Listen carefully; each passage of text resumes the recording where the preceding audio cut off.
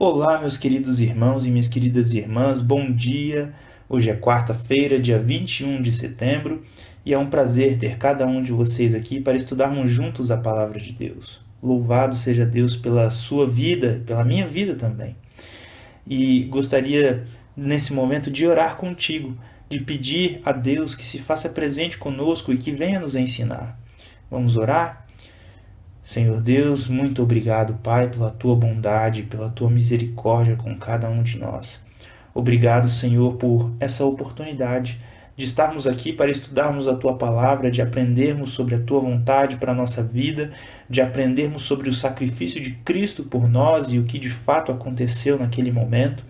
Senhor, que o Senhor venha nos ensinar e escrever essas verdades nos nossos corações, através do teu Espírito Santo. Senhor, suplicamos também humildemente o perdão dos nossos pecados e suplicamos também a transformação do nosso coração para vivermos em novidade de vida e experimentarmos a perfeita e agradável vontade do Senhor para nós. Tudo isso nós te suplicamos humildemente em nome de Jesus. Amém. Bom, meus queridos irmãos e minhas queridas irmãs, o título da lição de hoje é O Deus Crucificado. E a lição traz o seguinte para nós: a morte por crucifixão era uma das punições mais severas que os romanos infligiam a qualquer pessoa. Era considerada a pior maneira de morrer. Portanto, era horrível para alguém ser morto dessa forma, em particular o Filho de Deus. Jesus, devemos sempre lembrar, veio em carne humana. Entre as surras, os açoites, os pregos cravados em suas mãos e pés e o peso angustiante de seu próprio corpo rasgando as feridas, a dor física deve ter sido insuportável. Passar por isso era duro, mesmo para o pior dos criminosos. Era muito injusto, então, que Jesus, inocente de tudo, enfrentasse tal destino.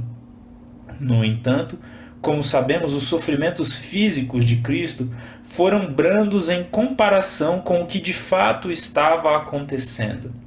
Aquilo foi muito mais do que a morte de um inocente. E aí a lição traz algumas reflexões aqui para nós, baseadas em textos bíblicos. Vejam só. Quais eventos da morte de Jesus mostram que o que aconteceu era muito mais do que a maioria das pessoas podia entender na época?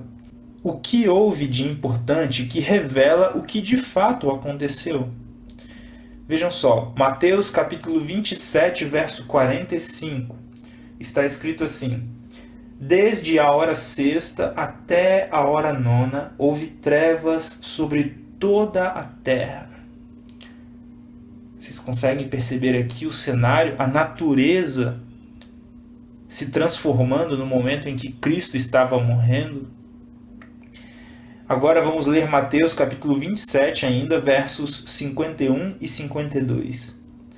Eis que o véu do santuário se rasgou em duas partes, de alto a baixo.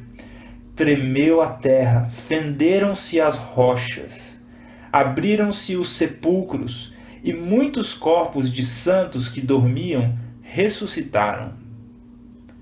Vejam só o que estava acontecendo naquele momento, meus queridos irmãos e minhas queridas irmãs. Era muito mais do que apenas sofrimento físico, mas o plano da redenção estava sendo executado e o Filho de Deus estava recebendo a punição pelos nossos pecados, e como que a natureza então estava se comovendo, como o sobrenatural estava sendo movimentado também, e quando Cristo morre ali, pessoas ressuscitam, porque o preço do pecado foi pago. A lição também traz um outro texto para nós, de Marcos capítulo 15, verso 38, que também vai falar que o véu do santuário se rasgou de alto a baixo. Isso é importante também, porque o véu do santuário tinha muito a ver com o registro dos pecados e também com uma separação ali que existia, com os rituais dos sacrifícios que existiam, né? A separação entre os locais do santuário, né? para separar o local santíssimo do local santo, separar o local onde havia a presença de Deus do local onde o sacerdote, o ser humano, normalmente ia todos os dias. E aí o véu se rasga de alto a baixo. Não foi uma intervenção humana, mas foi uma intervenção divina. Veio do alto para baixo. E aí essa separação, então, ela foi terminada, não é, meus queridos irmãos e queridas irmãs? E agora nós temos acesso direto a Deus através de Cristo Jesus, que é o nosso sumo sacerdote. O sacrifício de animais também parou ali, porque o sacrifício perfeito pelo pecado foi feito. A lição traz o seguinte para nós: algo muito maior aconteceu do que apenas a morte, embora injusta, de um homem inocente.